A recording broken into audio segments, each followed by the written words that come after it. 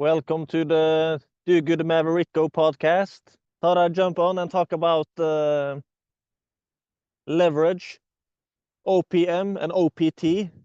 You've probably heard about, but there's also what I call OPA. You know, when it comes to leverage in business and online business, entrepreneurship, you've probably heard about OPM, other people's money. You can get investors, you can borrow money in the bank, and then you have OPM, other people's money, and OPT, other people's time. You can hire people and get more people on board, and then you also have leverage. Leverage, doing more with less, or doing more with less effort, and like Robert Kiyosaki mentioned that something like the two most important words in the world of business is cash flow and leverage, something like that. But the thing about the OPM, other people's money, and OPT, other people's time, is that it often requires capital, that you have a bunch of money. You can get investors without having any money yourself, but then also you have the backdraw or disadvantage that you oftentimes have to give up ownership as well. But there's another form of leverage that I call OPA, other people's audience, attention, and authority. So, for example, these days, my point is, these days when we are living in a kind of an attention economy, and like the saying goes, money follows attention these days. If you don't have your own audience, you can leverage other people's audience in a win-win way, where you, for example, get interviewed on a podcast, you write a guest blog post, you go on live with people, you put together some kind of virtual event, a virtual summit, you interview people. You can interview people and get them to promote that interview to their audience. Yeah, there's a lot of things you can do to leverage other people's audience, attention, and authority. And the thing about that form of leverage is that like I said, it can often be done for free in a win-win way without having any capital. And the value of an audience, attention, and authority these days is quite mind-boggling to think about. And also the thing is, many of these people that already have a big audience, many of them are content creators, and they want content. So if they're running a podcast and they can interview you, maybe you're not an expert, maybe you are a failure, maybe you can talk about your failure. You shouldn't identify yourself as a failure, but maybe at this point you have failed at something. You can talk about that. You can talk about your plans, your goals, your vision. And if you have failed at something, there's probably a bunch of lessons. The thing is, there's a lot of ways you can go about it when it comes to presenting and pitching what you can talk about on a podcast. Or you don't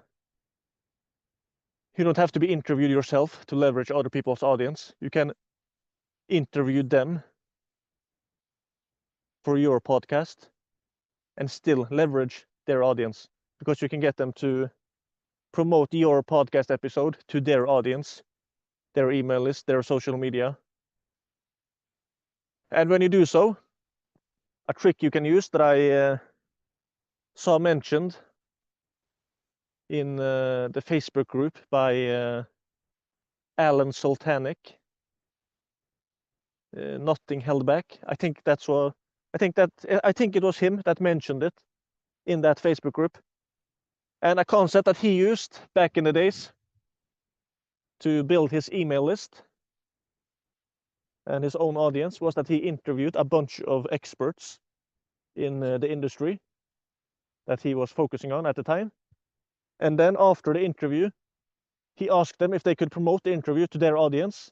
And the thing is, then he made a landing page where people had to opt in with their email address in order to access the interview.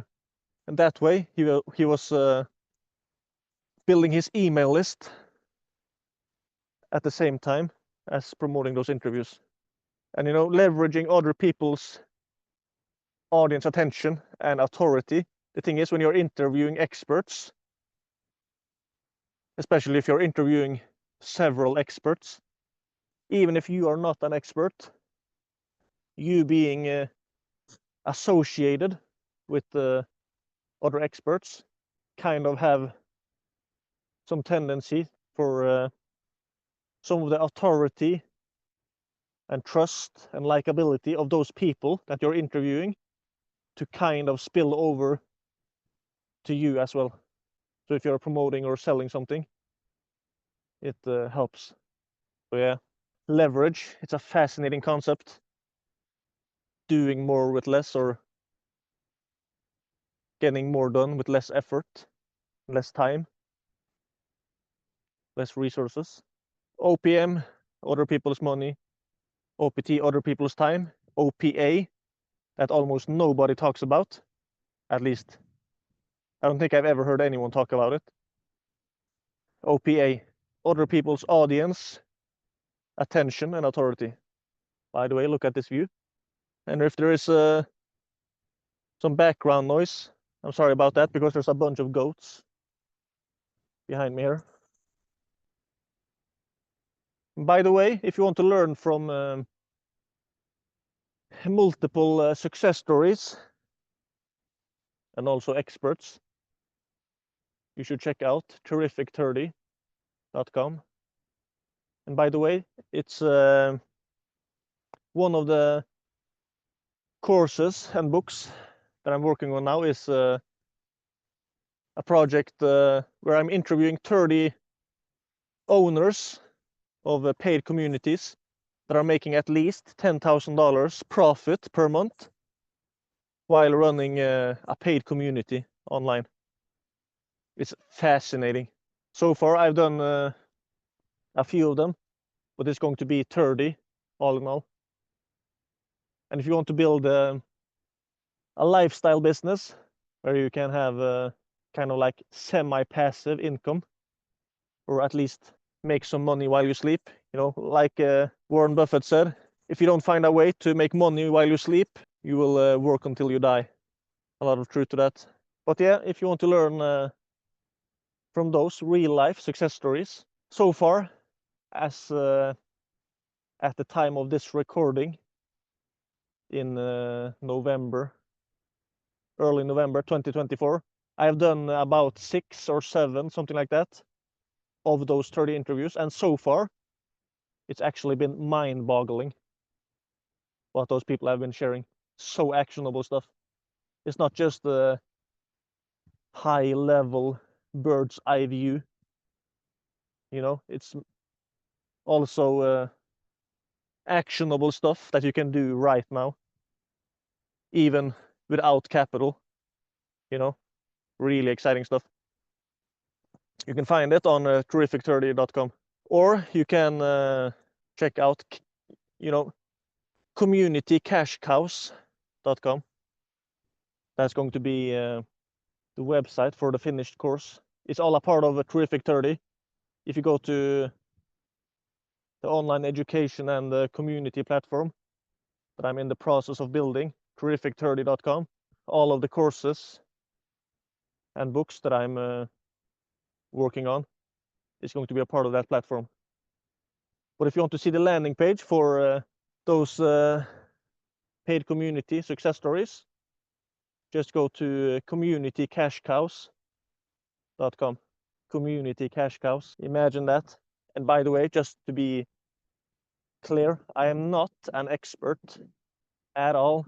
I am interviewing success stories and also some experts and stuff. So if you want to learn from them, I highly recommend it.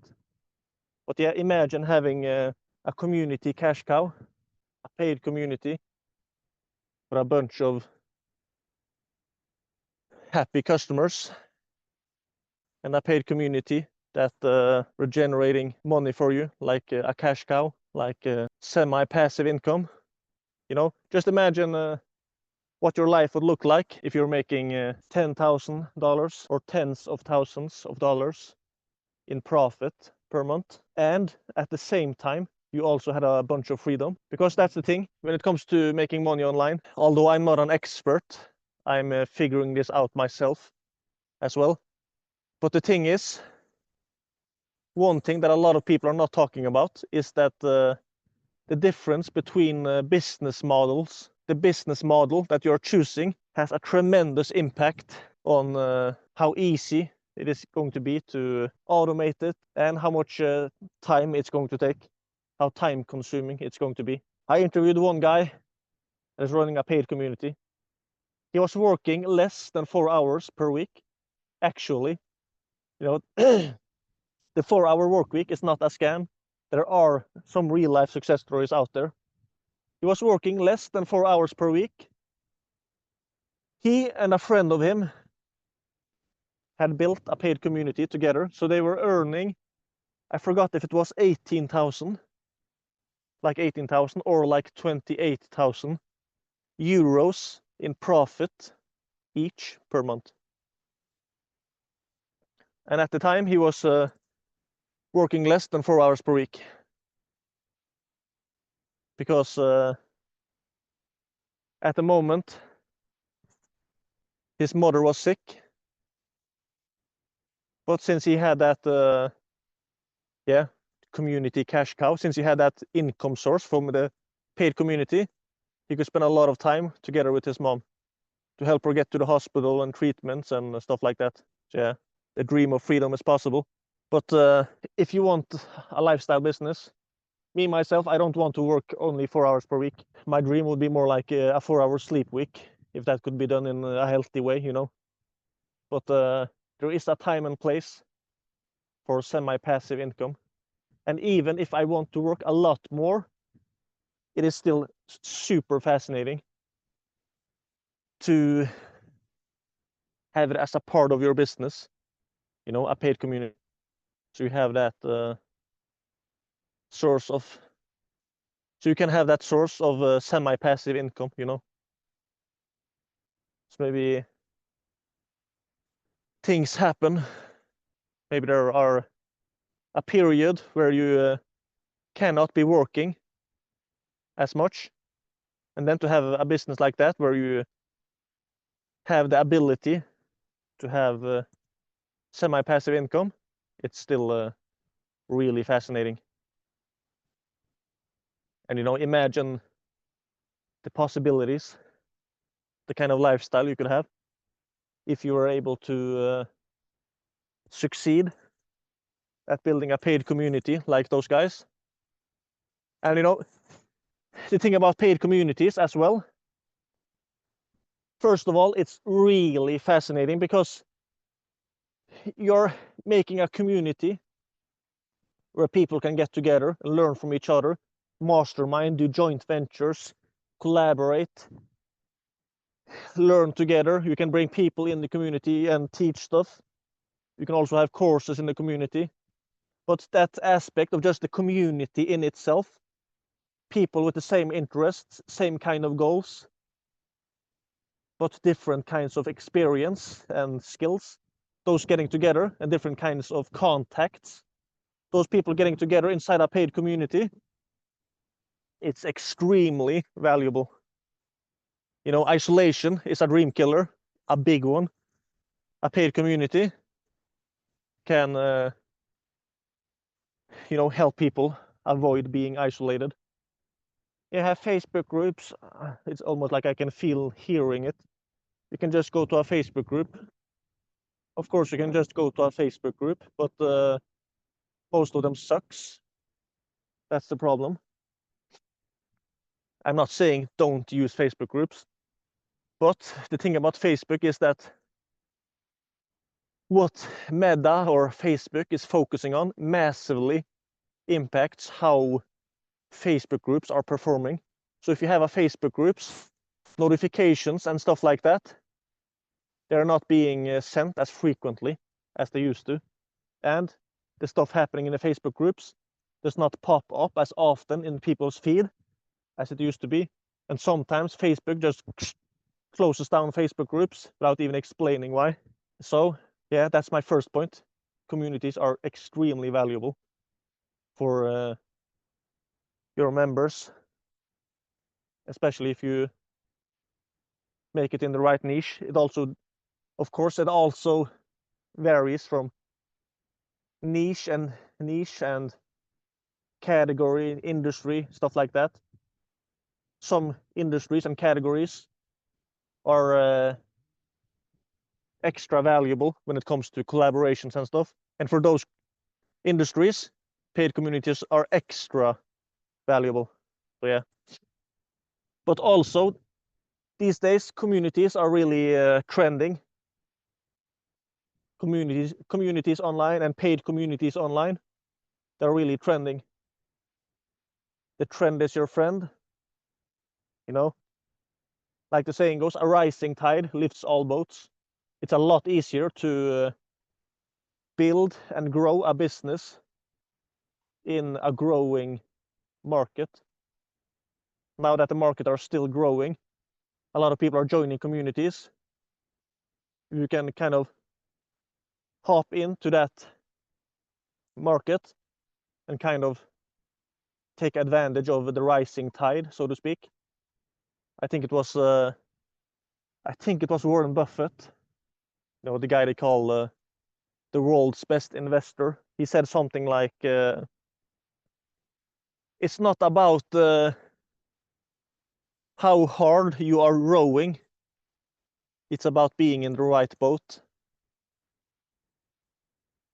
You know, then he was probably talking about investing and investments, not purely a business advice. But the thing is, you know, Benjamin Graham, author of The Intelligent Investor, he said that investment is most intelligent when it is most business-like. And I think it's often the same, the other way around as well, that business is most intelligent when it is most investment-like. So thinking like an investor while being in business, even if it's just a small online business, thinking like an investor, I think that can often be really helpful. So yeah, if you are considering building an online business and you want a lot of freedom and you like the idea of a lifestyle business, and another thing, if you're not an expert, that's also a very unique thing about paid communities. You don't have to be the expert because you're building a community. So you don't have to be positioned as the expert inside your community. You can just be open and upfront about it. I am not an expert, but if you want to connect with all these other people inside my paid community and listen to the people that I might be interviewing and stuff like that, then you can join. If you'd like to know more about that, you can check it out inside my paid community, an online education platform, terrific30.com or communitycashcows.com. A car driving by. You know, I'm at this old road. It's not really much trafficked anymore. Norway, look at that view. All right, terrific30.com. Take care. God bless.